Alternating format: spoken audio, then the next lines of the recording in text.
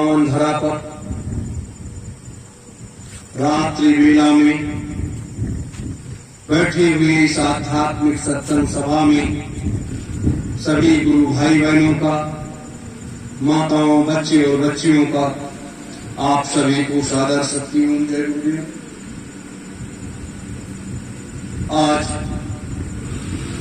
हम आप सब इस रात्रि वेला में सतयुग तीर्थ की इस पावन धरा पर इस आध्यात्मिक सत्संग सभा में बैठे हुए हैं। क्यों? 13 तारीख को गुरु पूर्णिमा का पावन पुनीत पर्व है। उसके उपलक्ष्य में हम आप सब बैठे हैं। मेरे धर्म प्रेमी गुरु भाई बहनों, ये मनुष्य का जीवन जो हमें आप सबों को मिला है, ये थोड़े समय के लिए मिला है, क्योंकि हम आप सबों के श्वासों के पूंजी का निर्धारण कर दिया गया है कि जिस दिन श्वासों की पूंजी खत्म हो जाएगी और ये जीवात्मा आपके अपने असली घर चली जाएगी, उस दिन इस संसार का ये जो भौतिक सुख का संसार है, ये हाड़ मांस का शरीर यही जल करके खाक हो जाएगा और जीवात्मा जब वो अपने घर को जाएगी, वहां पर न्याय होगा कि अपने जीवन काल में आपने कितना अच्छा किया, कितना बुरा किया, क्या क्या किया, उस हिसाब से आपको स्वर्ग और नरक की एक रास्ता मिलेगा। पुनः मनुष्य की योनि मिलती है या नहीं मिलती है, किस योनि में जाना पड़ेगा, पशु पक्षी बनना पड़ेगा, जीव जंतु बनना पड़ेगा, कीड़े मकोड़े बनने पड़ेंगे, क्या बनना पड़ेगा, ये तो उस विधाता के हाथ में है। अगर इस मृतलोक का प्राणी जो है इस चीज को समझ जाए, अगर वो समझ जाए तो उसका जीवन जो है धन्य हो जाए। सबसे बड़ी विडंबना यही है कि हम संत महात्माओं के सानिध्य में जाते हैं, उनके रूहानी सत्संगों को सुनते हैं, आत्मा और परमात्मा के मिलन का मार्ग जब हमें ज्ञान होता है, हम अपने अंतर में आत्मसात करते हैं, तब वो परमात्मा आपको पकड़ने का प्रयास करता है और आपकी जीवात्मा थोड़े समय के लिए उसको पकड़ने का प्रयास करती है। फिर धीरे धीरे ये मृतलोक कहा गया, ये काल का देश है और यहां पर जीवात्मा फंसती चली जाती है। वो कैसे फंसती है?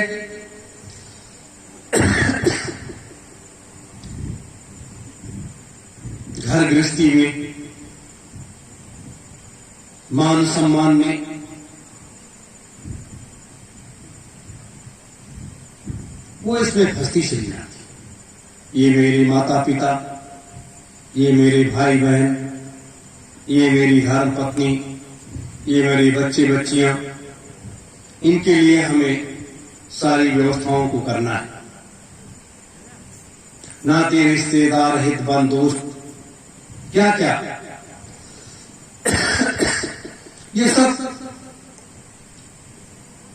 और जब इसमें व्यक्ति उलझता है तो उसको आगे का मार्ग दिखाई नहीं देता, क्योंकि महात्मा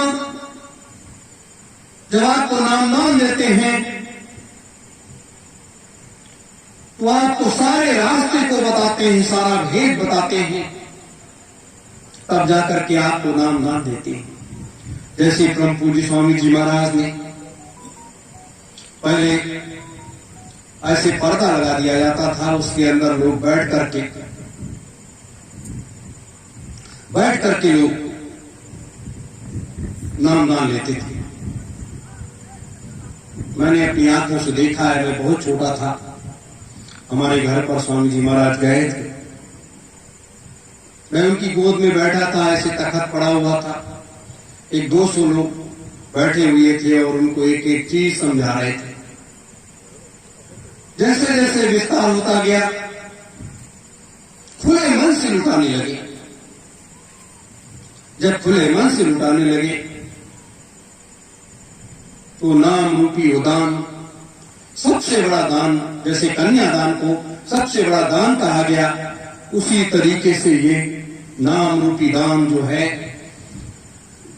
ये मनुष्य के जीवन का गुरु के प्रति ये सबसे बड़ा दान होता है, क्योंकि व्यक्ति गुरु के प्रति समर्पित हो जाता है, उनके चरणों में लौट जाता है, और गुरु अपने बच्चे, अपने शिष्यों के पास समर्पित हो जाता है, और उसके पास जो सबसे बड़ा ज्ञान का भंडार होता है, जो उसके पास वो अमूल्य वस्तु होती है, वो अमूल्य वस्तु जो है, गुरु जो है, वो आपको दे देता है कि बच्चा इसे ले लो और इससे सुमिरन ध्यान भजन करके इन सीढ़ियों को चढ़ना शुरू करो और उस परमात्मा को प्राप्त करो। जब उस परमात्मा को प्राप्त कर लोगे, आप एक अच्छा इंसान बन जाओगे और इस आवागमन से मुक्ति मिल जाएगी। आवागमन से मुक्ति क्या मिल जाती है कि जहां पर जीवात्मा रहती है, हमारी आप सबकी जहां पर जीवात्मा रहती है, वहां 24 घंटे सोहम सोहम का जाप होता है, और वहां वो संसार एक अलग, वो एक अलौकिक संसार है। उस संसार में जब कोई गोती लगाता है, लेकिन जब हम इस लोक में आते हैं, कीड़े मकोड़े बनते हैं, पेड़ पौधे बनते हैं, पशु पक्षी बनते हैं, तब बहुत कष्ट होता है। आप जानते हैं, जो नाली का कीड़ा बन जाता है, ये कीट और पतंगे बन जाते हैं, ये भले 24 घंटे के लिए बने, लेकिन इनको ज्ञान रहता है कि अपने अगले जन्म में मैंने कौन सा कर्म किया था। लेकिन मनुष्य रूपी जीव जब इस मृतलोक में आता है, तब मात्र उसे थोड़े समय तक ज्ञान रहता है और वो परमात्मा को देखता रहता है। 6 महीने साल भर तक वो परमात्मा को देखता है, परमात्मा उसको देखता है। लेकिन जैसे जैसे वो बड़ा होता है, वो भूल जाता है कि जब मां के गर्भ में हम 9 महीने लटके हुए थे, उल्टा मलमूत्र में लटके हुए थे, तो हम क्या वादा करके आए थे कि हे परमात्मा, इस नर्क से तुम मुझे जल्दी से निकाल दो और आप जो कहोगे मैं करूंगा। परमात्मा कहता है कि जब मैं आपको बाहर भेज दूंगा, तो आपको जाकर के वहां साधन भजन करना है और मृत लोक की जो व्यवस्थाएं हैं, उस सत्य मार्ग पर चलते हुए उसको स्वीकार करना है। जीवात्मा वादा कर लेती है, लेकिन जब बाहर आती है तो वो तरह तरह की हरकतें करने लगती है। तो ये भौतिकवादी संसार है। इस संसार में आकर के लोग फंस जाते हैं, और जब लोग आकर के फंस जाते हैं तो उसके लिए महात्माओं को भेजा जाता है कि आप जाकर के जीवों का संभाल करो। नहीं तो सारी जीवात्माएं अगर वहां फंस गई तो यहां पर भी जरूरत है, ऐसे सत्पुरुषों की जरूरत है, ऐसे सत्मार्गियों की जरूरत है। महात्मा आकर के यहाँ संभाल करते हैं और जीवों को संभाल करते करते उनको अपने असली घर की पहचान बताते हैं कि आपका असली घर कहाँ है और आप यहाँ आकर के फंस गए। यहाँ तो जिस दिन श्वासों की पूंजी खत्म हो जाएगी, उस दिन आपको अपने असली घर चले जाना पड़ेगा। तो यहाँ क्यों आप परेशान हो, क्यों आप उलझे हो? तो वो नामदान देते हैं। मेरे धर्म प्रेमी गुरु भाई बहनों, ये वो मार्ग है। अब बात आती है कि जब मृतलोक में कचरा ज्यादा हो जाता है, जैसे आज सबके हाथों में मोबाइल है, जो बड़े मोबाइल हैं, जब ज्यादा तमाम चीजें उसमें लोड कर देते हो तो बार बार बताता है कि काफी कचरा हो गया है, आप इसको साफ करा लीजिए। उसी तरीके से ये पृथ्वी पर जब कचरा हो जाता है, जब काफी पाप बढ़ जाता है, लोग अशांत स्थिति में रहने लगते हैं, देवता और दानों में फर्क दिखाई देने लगता है, और ऐसी स्थितियों में महात्मा जब आते हैं, संभाल करने का प्रयास करते हैं, जब वो भी संभाल करते करते जब ये देखते हैं, क्योंकि महात्मा की एक मर्यादा होती है, वो उस मर्यादा का उल्लंघन कर नहीं सकते, तो ऐसी स्थिति में वो उस परमात्मा को याद करते हैं कि हे परमात्मा, यहां आकर के अब इस कचरे को तुमको साफ करना है। जब वो परमात्मा इस मृतलोक में आकर के जन्म लेता है और अपने लक्ष्य पथ की तरफ आगे बढ़ता है, तो वो परमात्मा भी उसी गुरु के सानिध्य में जाता है जिस गुरु ने उसे बुलाया है, और जाकर के उनके चरण कमल को पखारता है, उनके चरण रज माथे लगाता है, और उन्हीं से सारे ज्ञान सीखता है कि मृतलोक का शाश्वत नियम है। तो ये हमारा धर्म है, ये हमारा कर्म है। और जब गुरु आदेश देता है कि अब आपको इस लक्ष्य पथ की तरफ आगे बढ़ना है और इस तरीके से ये सारा कार्य आपको करना है, तब जैसे भगवान श्री राम, आप जानते हैं, उनके दो गुरु थे, एक आध्यात्मिक गुरु और एक राजनीतिक गुरु। आध्यात्मिक गुरु उनके कुल गुरु वशिष्ठ जी महाराज थे, और राजनीतिक गुरु उनके परम पूज्य विश्वामित्र जी महाराज थे। और उन्होंने जो कुछ भी संसार में किया, अपने गुरु का आदेश और आशीर्वाद लेकर के तब जाकर के इतना बड़ा काम किया। भगवान कृष्ण के भी दो गुरु थे, एक परम पूज्य दुर्वासा ऋषि जी महाराज, और तो दुर्वासा जी को कहा जाता है बहुत बड़े क्रोधी थे, बहुत बड़े क्रोधी थे। क्रोध उनके पल पल में आता था। और एक संदीपन ऋषि जी महाराज, दो गुरु थे उनके, और दोनों गुरुओं का काम अलग था, क्योंकि संदीपन ऋषि उनकी जो है, उनसे शिक्षा भी प्राप्त किया और नामदान भी लिया, और उनके वो आध्यात्मिक गुरु थे, और राजनीतिक गुरु जो थे वो दुर्वासा जी थे। आप जानते हैं कृष्ण कितना बड़ा काम किया कि मृतलोक में कचरे को साफ करने के लिए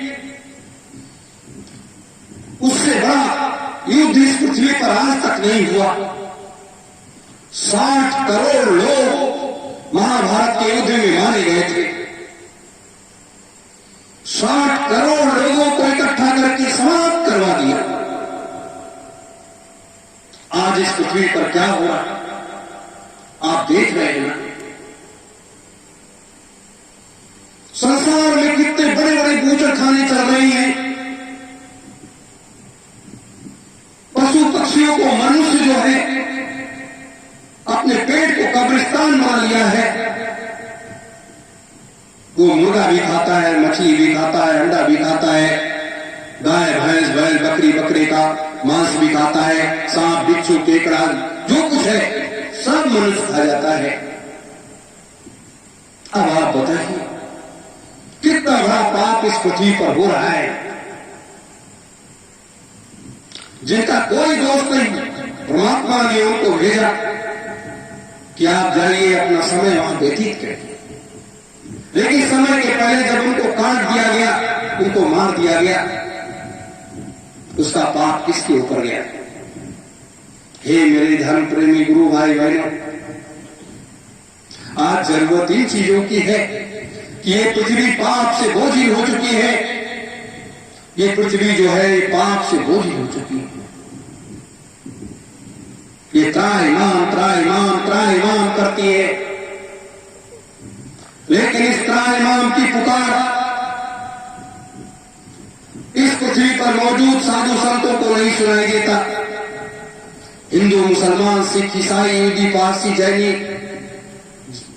बौद्धिस्ट, जितने भी धर्म है, जितने भी पंथ है, जितने भी मत है, जितने भी मतांतर है, सभी के धर्मावलंबियों को नहीं सुनाई देता। क्यों? परमात्मा की एक अलग विधा है, परमात्मा की एक अलग व्यवस्था है। काश इसको लोग जान पाते,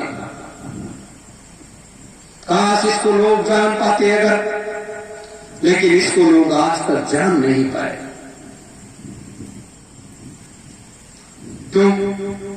कहा गया कि जब इस पृथ्वी पर पाप अगर होने लगे, जिस राज्य में होने लगे, तो उस राजा के ऊपर दोष जाता है, और राजा अगर गलत रास्ते पर चल पड़े तो प्रजा की जिम्मेदारी है कि उस राजा को उस गलत कार्य करने से रोका जाए और उसको हटा दिया जाए, किसी योग्य अच्छे राजा को वहां बैठाना जाए। अगर प्रजा भी ऐसा नहीं करती है तो महात्माओं की सबसे बड़ी जिम्मेदारी होती है कि उस राजा को उस कुर्सी से पदमुक्त कर दिया जाए और एक योग्य शासक को उस कुर्सी पर बैठा दिया जाए, जिससे वो प्रजा खुशहाल हो जाए। ये हमारे सनातन हिंदू धर्म की एक सबसे बड़ी नीति रही है, ये व्यवस्था रही है। लेकिन जब उस राज्य का महात्मा, उस राज्य का सन्यासी, उस राज्य का साधु ऐसे गलत पापी राजाओं का साथ देने लगे, तब क्या होता है? तब वो परमात्मा इस पृथ्वी पर अवतार लेता है और अपने वो सुदर्शन चक्र को उठाता है और वो ऐसे पापियों का वो सफाया कर देता है। वो अपनी रणनीति, अपनी योजना बनाता है और अपने लक्ष्य पथ पर वो आगे बढ़ चलता है। यह निवृत्त लोक का नियम है। आज हमारे सभी महात्मागण, सभी धर्मों के लोग इस व्यवस्था को भूल चुके हैं। कलयुग ने उनके ऊपर सवारी कर लिया है। उनको माया रूपी संसार का ये वैभव दिखाई देता है, ये समस्त सारी सुख सुविधाएं दिखाई देती है, जबकि महात्माओं को सुख सुविधाओं से कोई मतलब नहीं होता। ये सारी सुख सुविधाएं ये गृहस्थ आश्रम के लिए थी, कि गृहस्थ आश्रम में रहने वाले लोगों के लिए, और उसको अंगीकार कर लिया हमारे संत महात्माओं ने, सभी धर्मों के धर्मावलंबियों ने, सभी मतांतरों के लोगों ने। अब आप बताओ परिवर्तन कैसे होगा? व्यवस्था कैसे बदलेगी? ये संसार में सुख और शांति कैसे आएगा? संसार में अमन और चैन कैसे आएगा? ये संसार खुशहाल कैसे होगा? पूरा संसार तो त्राहिमाम कर रहा है। ये विधा है, इसके बारे में किसी की सोच नहीं है। सतयुग तीर्थ की इस पावन धरा पर हम आप बैठे, जब ये पृथ्वी नहीं थी, जब ये आकाश नहीं था,